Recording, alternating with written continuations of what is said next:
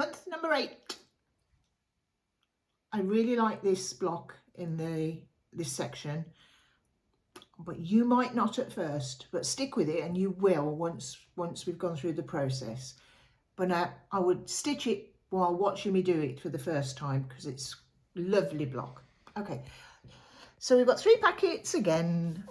This is construction, so this is construction of section 3. That's exciting, isn't it? Is you up to date? Oh yeah. You might not be listening to me if you're not up to date, aren't you? This is number 2, Prairie points. Okay, really easy. So I'm just going to talk you through this. Fold and fold again. Okay, that is a prairie point. So I'm just going to fold it. Oh, Mark's coming with me. I didn't think he was. Oh, no, he's going to throw my piece of paper on the floor. Press and press. So you're pressing wrong sides together, you're making one little prairie point, like so.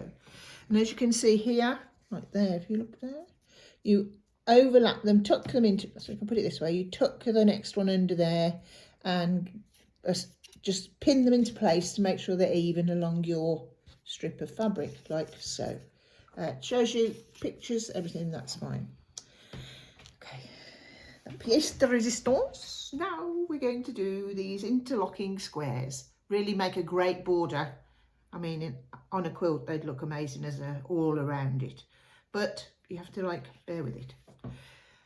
The first thing that's unusual is we don't lay out the block like we always normally do, because it has to be made and it wouldn't be right. Is that okay there, or I'm going to move it out? I just moved it out, better, yeah. Yeah? Thank you. Okay. So this is what we're doing. This is what we've got. We've got only 4 components that make this beautiful run of interlocking squares. Okay. So don't think about it. Don't overthink it. Just do exactly as I've shown you, and then you can't go wrong, really. So let's take a little look at here. So this is piece number 1, okay? Piece number 1. Right. Don't go wrong. I haven't gone wrong. I'm not very good at this paper upside down, am I? You think I'd never learned by now? So this is this, okay? And it tells you here, arrow, big long, see that? Capitals, big capitals. That means pay attention. Pay attention. You stitch halfway along, no more. So you've got this piece like this. Weird. Okay. Once you've got one piece like that, you press it back on itself. It's best, you want to press, but you don't want to be too, at the end, it doesn't matter if it's not pressed. Just the sewn section. Just the sewn bit, really. It doesn't matter if you go a bit further, but okay. So once we've got to that stage, right, I've got one on pressed, like so. We've got to go, we're here now on the second picture. Look, I'm going to put them back over here. Okay, yep, so that's it. Easy. It's stitched on, it's only stitched halfway, like so. Next we're down to here.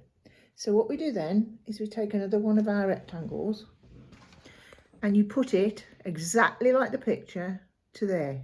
See that? And you're going to stitch across that seam there. That makes sense, Mark? Yeah. Okay, so we've done 1, 2 underneath there, then we're on 3. We stitch all the way up this seam, no halfways now, all the way across. And once we've done that, we end up with this. So that is that piece there. Okay. Mm-hmm. So this is where you need to, we're just going to work our way around our central square is what we're doing. So we're now going to make, we've just done this way. We did this one first, we've done that way. We need to go here now, okay? So you take a piece of, it's really hard to photograph, which I did do, but you need